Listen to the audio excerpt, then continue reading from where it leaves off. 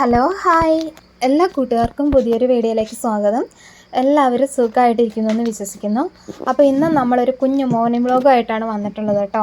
അപ്പോൾ ഇന്നത്തെ വ്ളോഗിൽ ഒരു 8ൻ്റെ ഒരു പണി കിട്ടിയ ഒരു ദിവസം എന്ന് പറയാം.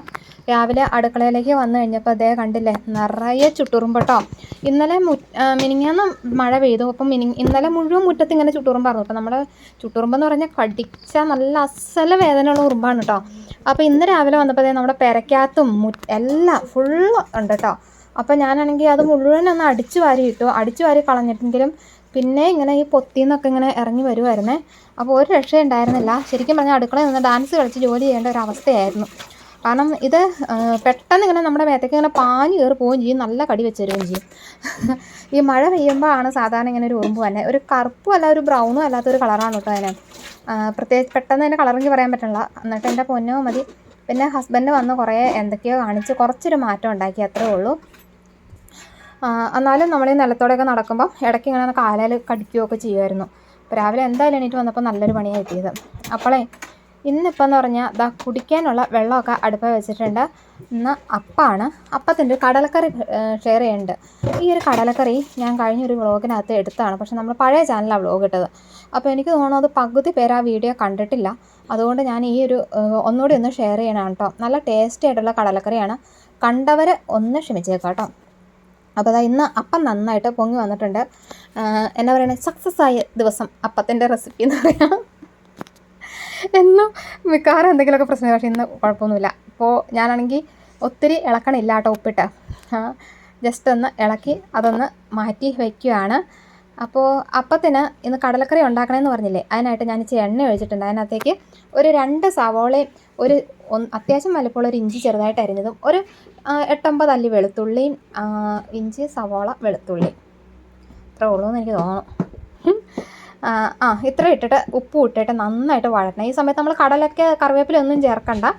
2 സവോള മീഡിയം സൈസ് സവോള തന്നെ വേണം കേട്ടോ. 1 കപ്പ് കടലക്കറിയുടെയാണ്, 1 കപ്പ് കടലയുടെയാണ് റെസിപ്പി കേട്ടോ. അപ്പോൾ കടല ഞാനാണെങ്കിൽ ഉപ്പും മഞ്ഞപ്പൊടിയും ഒരു ലേശം മഞ്ഞപ്പൊടിയും ഉപ്പും കൂടെ ഇട്ടിട്ടാണ് വേവിക്കാനായിട്ട് വെച്ചേക്കണേ. അപ്പോൾ അത് അവിടെ ഇരുന്ന് വഴന്ന് വരട്ടെ, നന്നായിട്ട് വഴന്നു വരണം. അപ്പോൾ അതവിടെ നിന്ന് വഴന്ന് വരട്ടെ. ആ സമയം കൊണ്ട് നമുക്ക് അപ്പം ചുട്ടെടുക്കാം. അപ്പോൾ ഇന്നെന്ന് പറഞ്ഞു കഴിഞ്ഞാൽ മോര് കറി വെക്കണം. അപ്പോൾ ഇന്നലത്തെ കഴിഞ്ഞ ദിവസത്തെ വ്ളോഗിൻ്റെ തുടർച്ചയായിട്ട് തന്നെയാണ് ഈ വ്ളോഗും. അപ്പോൾ അതുകൊണ്ട് തന്നെ മീൻ ഇച്ചിരി ബാലൻസ് ഉണ്ട്. അപ്പം മോര് കറിയും വെച്ച് മീനും വറുത്ത് കഴിഞ്ഞാൽ ഇന്നത്തെ കറിയായി.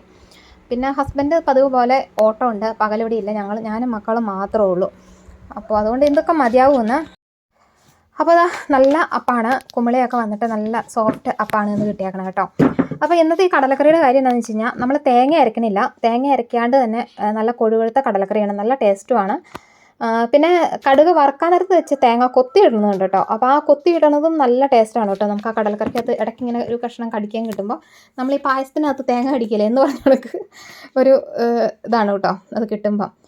അപ്പോൾ ഇതാ നമ്മുടെ സവോള നന്നായിട്ട് വഴന്ന് വന്നിട്ടുണ്ട്. അപ്പം നമുക്ക് ഒരിച്ചിരി മഞ്ഞൾപ്പൊടി നമ്മൾ കടല വേവിക്കാൻ ഇട്ട് കൊടുക്കണ്ട. അതിൽ കൂടാണ്ട് ഇത്തിരി മഞ്ഞൾപ്പൊടി കൂടെ എൻ്റെ കൂടെ ഇടണം, ഒരു 1/4 ടീസ്പൂൺ മഞ്ഞൾപ്പൊടി.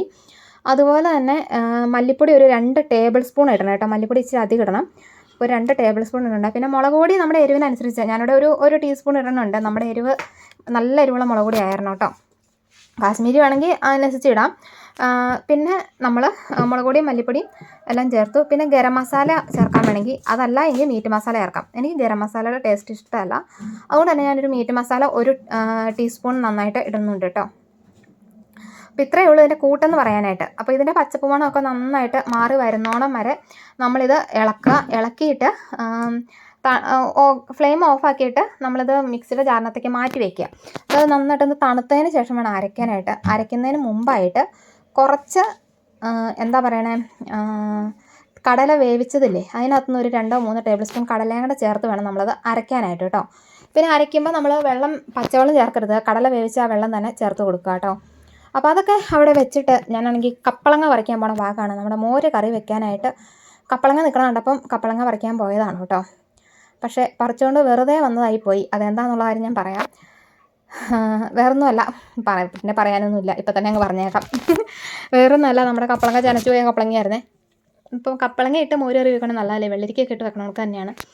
അപ്പോൾ വലിയ കാര്യമായിട്ട് കൊണ്ടുവന്ന് കട്ട് ചെയ്ത് തൊലിയൊക്കെ കളഞ്ഞ് നോക്കി കഴിഞ്ഞപ്പോഴാണ് മുഴുവൻ ചെനച്ചിരിക്കണം കപ്പളങ്ങയായിരുന്നു. അപ്പോൾ തിന്നാൻ നല്ല പാകമാണ്.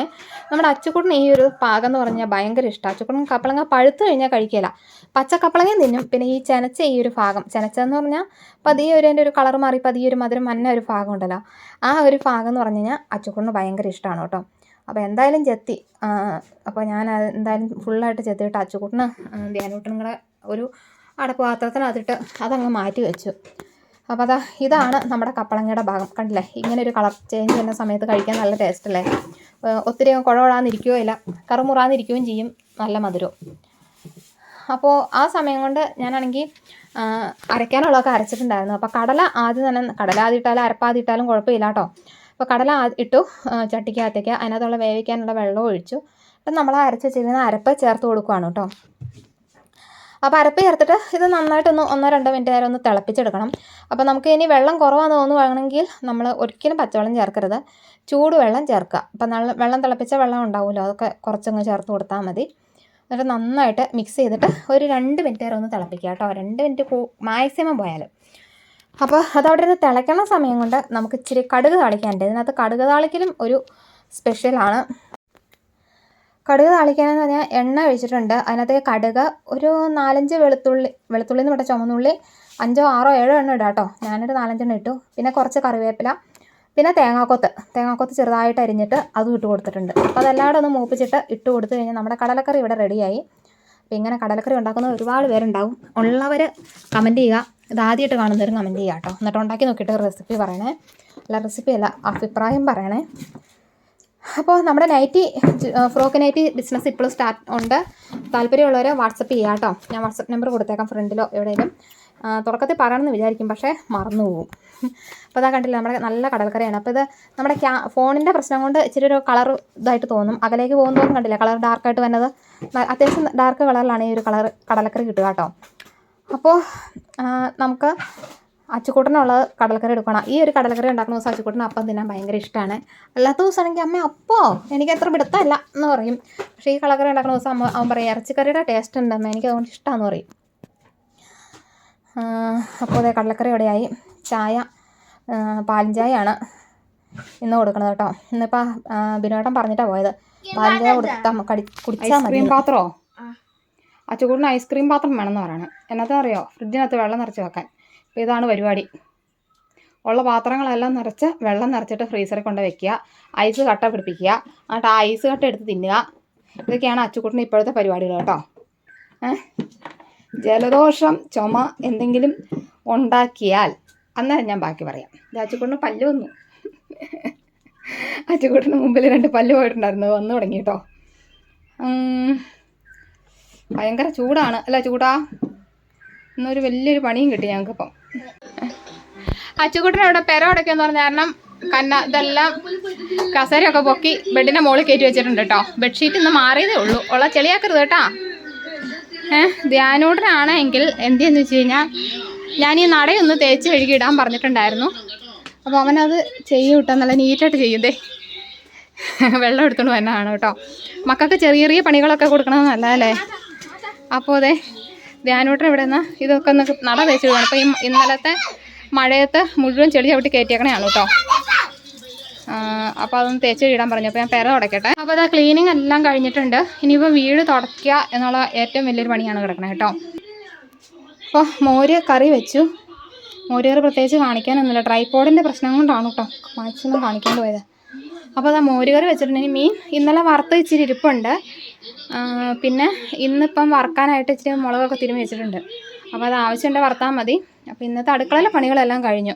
ഇനിയിപ്പം പെരയൊന്ന് തുടയ്ക്കട്ടെ. അപ്പോൾ അതാ പെരയോടെയൊക്കെ കഴിഞ്ഞു കേട്ടോ. പെര ഫുള്ളായിട്ടൊന്ന് തുടച്ച് പറക്കി കേട്ടോ. ആ ഉറുമ്പ് ഒന്ന് പോകുമല്ലോ എന്ന് ഓർത്തു.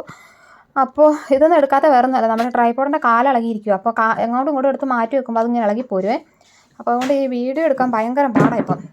അപ്പോൾ അതുകൊണ്ടാണ് എല്ലാം ചെയ്ത് കഴിഞ്ഞിട്ട് വീഡിയോ എടുത്തത്. അപ്പോൾ ഫ്രിഡ്ജ് ക്ലീൻ ചെയ്തു, അങ്ങനെ കുറേ പണികൾ ചെയ്തു കാര്യം പറഞ്ഞാൽ. അപ്പോൾ അത് നന്നായിട്ട് അത്യാവശ്യം വെയിൽ തെളിയുന്നുണ്ട്. എന്നാൽ വലിയ വെയിലോട്ടില്ല താനും കേട്ടോ, പതിയെ വെയിൽ തെളിഞ്ഞു തുടങ്ങിയിട്ടുണ്ട്. അത് കഴിഞ്ഞിട്ട് ഞാനിത് സ്റ്റിച്ച് ചെയ്യണം കേട്ടോ. സ്റ്റിച്ച് ചെയ്ത് അച്ചുകൂട്ടനെ എടുത്തുന്ന വീഡിയോ ആണിത്. അപ്പോൾ ഇന്നത്തെ വിശേഷങ്ങൾ എന്ന് പറഞ്ഞാൽ ഇത്രയൊക്കെയാണ്. കുഞ്ഞു കുഞ്ഞു വിശേഷങ്ങളായിരുന്നു. വീഡിയോ ഇഷ്ടമായ ലൈക്ക് ചെയ്യുക, സബ്സ്ക്രൈബ് ചെയ്യുക, കമൻറ്റ് ചെയ്യുക. അപ്പോൾ നമുക്ക് നല്ലൊരു വീഡിയോയുമായി വീണ്ടും കാണാം. താങ്ക്